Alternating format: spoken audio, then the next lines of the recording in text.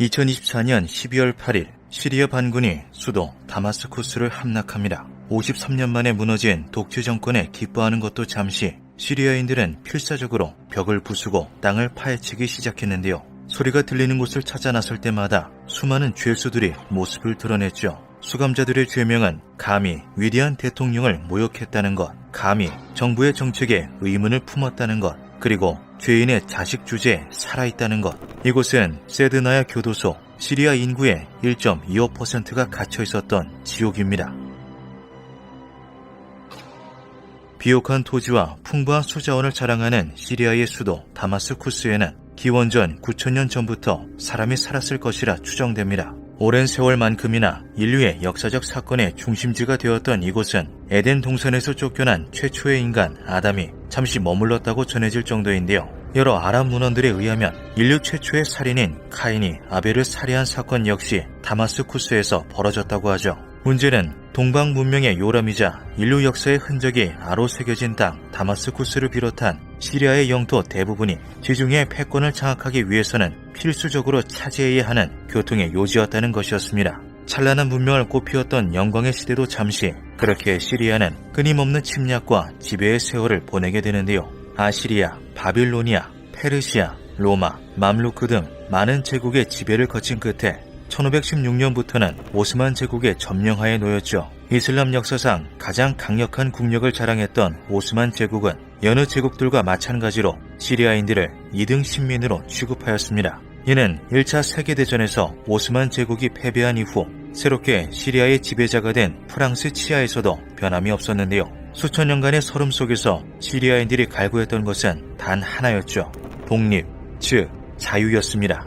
1946년 수많은 항쟁과 시위 끝에 시리아가 가까스로 독립을 쟁취해내는데요. 마침내 봄날이 찾아왔다는 시민들의 기대와 달리 시리아는 곧바로 끔찍한 정치적 혼란을 마주하게 되죠. 1949년 3월 시리아 최초의 쿠데타가 발생한 것을 시작으로 같은 해에만 두 차례의 군사 쿠데타가 추가로 일어났습니다. 이후에도 군사 쿠데타는 끊임없이 벌어졌고 시리아 내부에서는 민주적인 선거가 아닌 군대 동원을 통해 정권을 잡는 행위가 일상이 되었는데요. 1963년 3월 8일에 벌어진 바트당의 쿠데타 역시 이러한 인식에서 기반한 것이었죠. 무함마드 옴난, 지아드 알 하리리, 살라 자디드, 하페즈 아라사드 등의 군장교들이 설립한 비밀 조직 바트당 군사위원회는 전체를 동원 압도적인 무력으로 정부군을 제압했습니다. 순식간에 권력을 탈취하는 데 성공한 바트당은 그 즉시 정적들을 숙청하는 한편 타 공산주의 국가들과 같은 강력한 일당제 체제 구축에 착수했는데요. 하지만 여기에는 커다란 문제가 있었죠.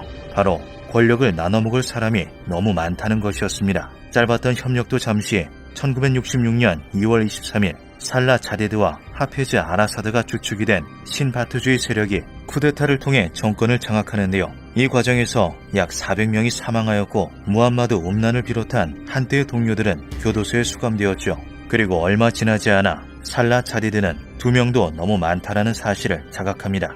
철저한 권력 독점을 통한 1인 독재를 위해서는 반드시 아사드를 축출해야 한다. 1967년 6월 5일 이스라엘이 이집트에 기습적으로 공습을 감행했는데요. 단 3시간 만에 전력의 80%를 상실한 이집트 공군은 완전히 무력화되었고 곧이어 밀어닥친 이스라엘 육군은 무시무시한 속도로 이집트 영토를 점령해 나가기 시작했죠. 이에 요르단, 시리아, 이라크 등의 인접한 아랍 국가들은 공군과 특수부대를 동원하여 이스라엘을 공격했습니다. 그러나 6일 만에 아랍 연합군은 참패하고 마는데요.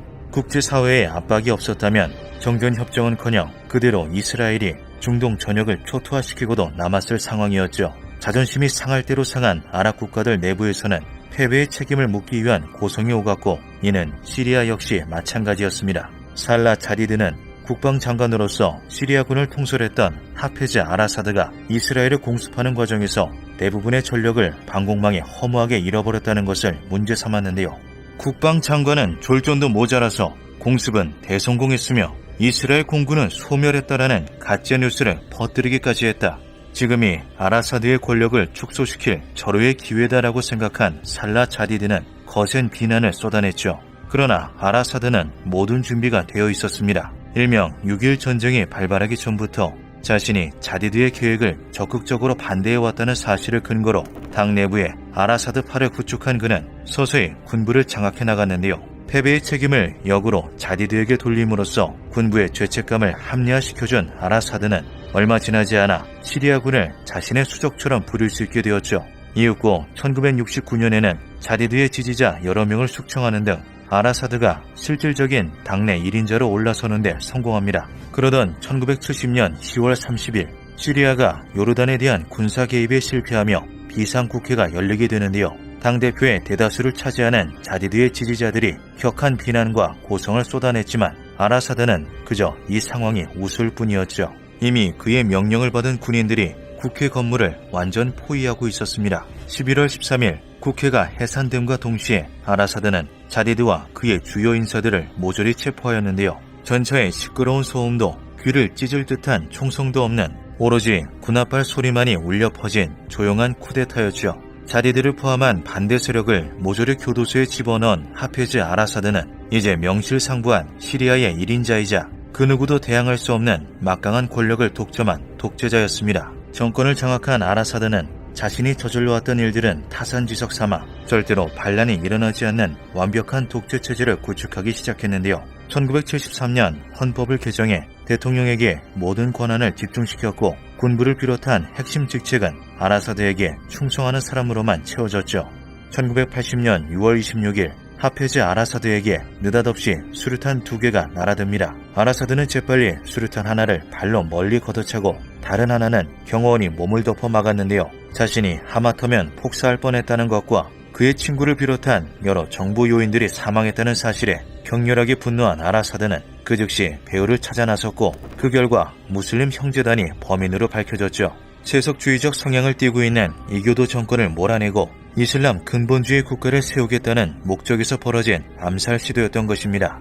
시리아 법률 제49호 시리아 내 무슬림 형제단의 모든 활동을 금하고 관련된 이들을 사형에 처한다. 10일 후 새로운 법률을 제정한 아라사드는 이듬해 다마스쿠스 외곽에 아주 거대한 교도소를 건설하기 시작했는데요. 1986년 완공된 교도소의 이름은 세드나야 교도소였죠. 대외적으로는 정치범 수용소로 알려져 있던 이곳은 세속주의 성향의 아사드 정부에 있어 필수적으로 배제해야만 하는 이슬람 원리주의 무장 세력들이 주로 수감되었습니다. 당시 무슬림 형제단을 비롯한 극단주의자들로 인한 시리아 내의 피해가 막심했던 상황이었기에 세드나야 교도소의 수감 정책에 반기를 드는 이는 없었는데요. 그런데 언젠가부터 불온한 소문이 돌기 시작했죠. 세드나야 교도소는 정부에 반기를 든 이들을 무차별적으로 잡아넣는 곳이다. 아주 사소한 비난일지라도 남녀노소를 막론하고 그 즉시 수감된다. 재판 없이 곧바로 사형이 집행되는 끔찍한 곳이다. 겉으로 드러나지 않는 비밀 지하시설이 존재한다. 시리아와 갈등 관계에 있는 튀르키예와 카타르 언론들은 세드나야 교도소를 두고 아예 인간 도살장이라는 끔찍한 이름으로 불렀습니다. 이에 대한 아라사드 정부의 대응은 단호했는데요. 우리를 악마화하려는 이슬람 극단주의 세력의 프로파간다다. 실제로 세드나야 교도소에는 여러 이슬람 무장 세력 간부들과 핵심 인물들이 다수 수감되어 있었죠. 또한 인간으로서 해서는 안 될 각종 참혹한 짓들을 그들이 벌여왔다는 건 역시 사실이었습니다. 이슬람 극단주의자들의 대외적인 잔혹 행위들은 아라사드 정부의 주장에 높은 신뢰성을 부여했는데요. 하지만 그럼에도 불구하고 세드나야 교도소에서 흘러나오는 불길한 목소리들은 계속해서 커져만 갔죠. 아라사드 정부의 억압은 끝없이 지독하고 철저해졌으며 쌓여가는 불만으로 터져나오는 시위는 총칼로 진압되었습니다. 계속해서 증가하는 실종자의 공통점은 정부를 비난했거나 다른 세력을 지지했다는 점이었는데요. 이제 세드나야 교도소 괴담은 단순한 뜬소문이 아니었고 의심은 점점 확신으로 바뀌고 있었죠. 2000년 6월 10일 하페즈 아라사드가 지병으로 인한 심장마비로 사망합니다. 과거부터 쭉 세습을 준비해 왔었기에 그의 아들인 바샤르 아라사드가 일사천리로 대통령직을 승계받았는데요. 또다시 시작된 독재는 영원히 계속될 것처럼만 보였죠. 2011년 튀니지 혁명에서 촉발된 민주화 시위 아랍의 봄이 절정에 달합니다. 수많은 아랍 국가들의 시민이 자유를 요구하며 광장으로 뛰쳐나왔는데요. 이는 시리아 역시 마찬가지였지만 돌아온 것은 군대를 동원한 무차별 사격이었죠. 살아남은 사람들은 어딘가로 끌려간 후 다시는 돌아오지 못했습니다. 하지만 당연하게도 모든 군인들이 이 같은 행위에 동조하는 것은 아니었는데요. 공군 대령인 리야드 아라사드를 비롯한 수많은 군인들이 탈영하였고 이들은 지역 주민들과 연합해 자유 시리아군이라는 반군 세력을 결성했죠. 이 밖에도 여러 저항 세력이 각지에서 준동하며 점차 거대한 규모의 군대가 규합됩니다. 그리고 2024년 11월 27일 마침내 반정부 연합이 시리아 정부에 기습 공격을 시작했는데요. 붕괴된 경제는 정부군의 민심조차도 완전히 돌아서게 만든 상태였죠. 정부군에서는 전투를 포기하고 탈영하는 이들이 잇따랐고 전투 명령을 받자마자 사복으로 갈아입은 후 귀가하는 일도 속출했습니다. 그렇게 12월 8일 단 2주 만에 시리아 반군이 수도 다마스쿠스를 함락하는데요. 수도를 점령한 시민들은 너나 할 것 없이 곧바로 세드나의 교도소로 향했죠. 눈앞에 펼쳐진 광경은 차라리 한간에 나돌던 소문들이 온건하게 느껴질 정도로 참혹했습니다.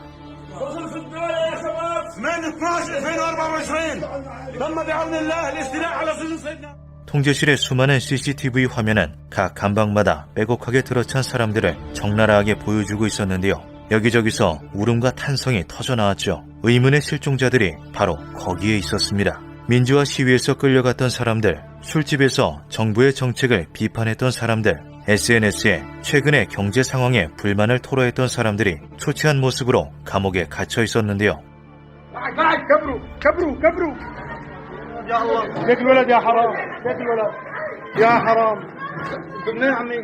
부모와 함께 끌려온 어린아이들까지 수천 명에 달했죠. 해방이라는 기적적인 상황을 마주한 수감자들은 저마다 창살 밖으로 발을 뻗고 함성을 질렀습니다. 그리고 곧 교도소 내로 진입한 시민들은 무엇인가 잘못되었다는 것을 깨닫게 되는데요. 여기저기서 그 용도를 의심케 하는 밧줄 따위의 물건들이 발견되었기 때문이었죠.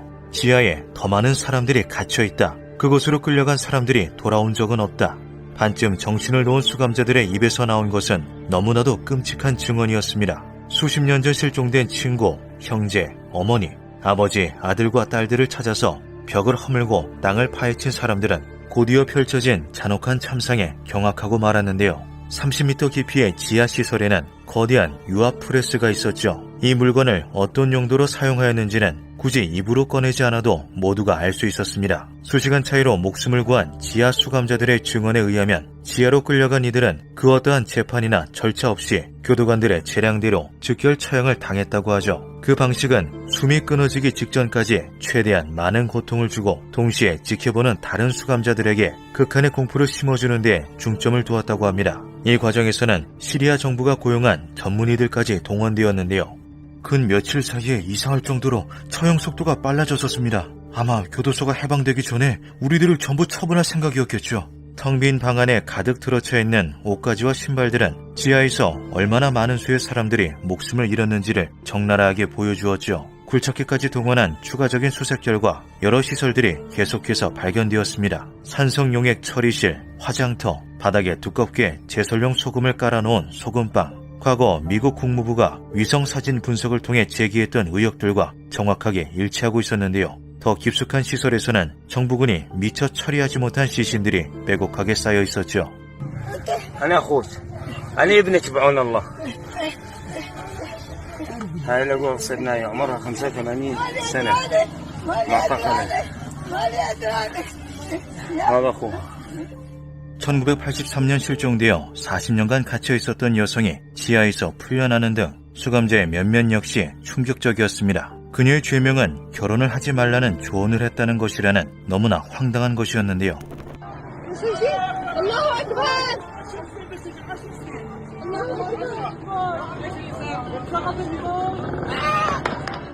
수많은 사람들이 영문도 모른 채 기쁨의 함성을 지르며 감옥에서 뛰쳐나왔죠. 민간인 폭격을 거부했던 공군 조종사도 시리아를 비판하기 위해 취재를 나섰던 외신 기자들도 세드나야에 수감된 상태였습니다. شو عم حكاي لا تخاف شو اسمك انت؟ خلي اهلك يجوا ياخذوك مشان ننشرك على التلفون يا اخي مشان يعرفوك انت من وين انت اخي؟ من حمص من حمص ايه شو اسمك شو اسمك 오랜 기간 동안 가혹한 환경에 놓인 끝에 기억 상실증에 걸린 사람들도 적지 않았는데요.